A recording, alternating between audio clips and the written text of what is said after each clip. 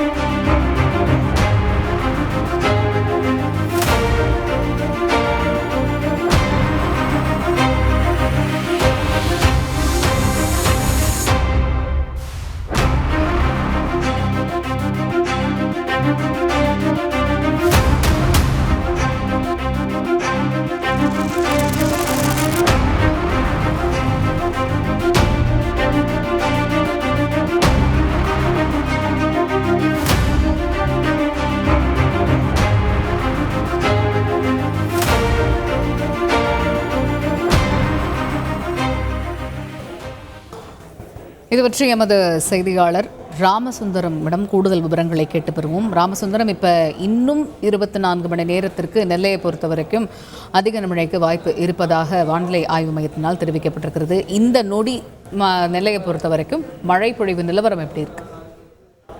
அதாவது நேற்று முன்தினம் பெய்த மழை தற்போது கொஞ்சம் குறைந்திருக்கிறதா சொல்லலாம். நேற்று முன்தினம் தொடர்ந்து கனமழை பெய்தது. காலை முதலே விட்டு விட்டு கனமழை பெய்ய ஆரம்பிச்சது. மதியம் 1 மணி அளவில் லேசான சாரல் மழை மட்டுமே பெய்து வருகிறது. இருப்பினும் ஆற்றுல வரக்கூடிய நீரின் அளவு குறையவே இல்லை.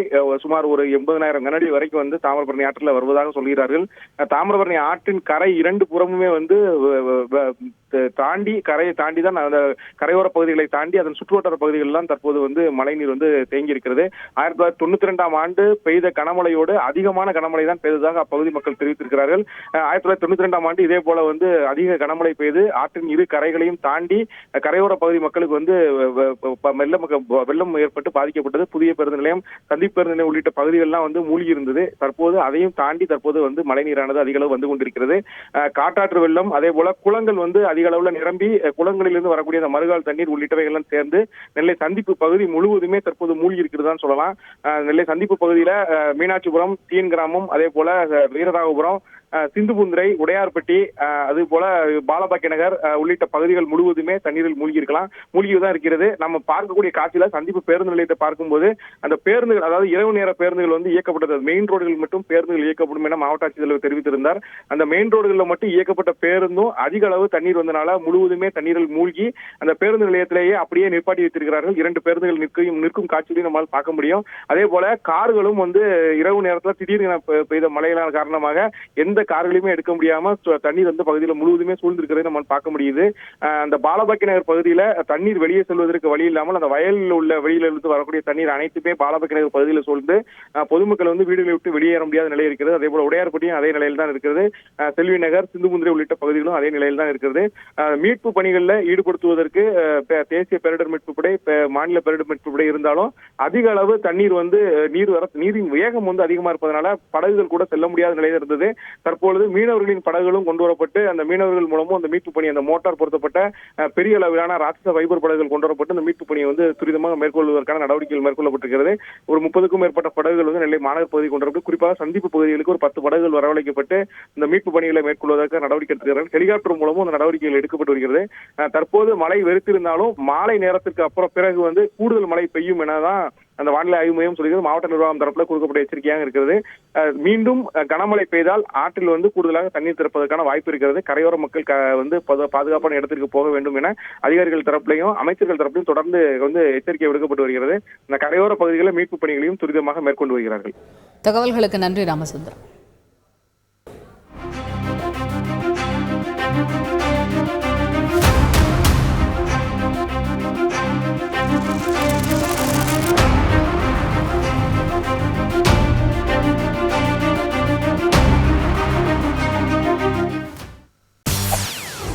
செய்திகளை உடனுக்குடன் தெரிந்து கொள்ள உடனே சப்ஸ்கிரைப் பண்ணுங்க.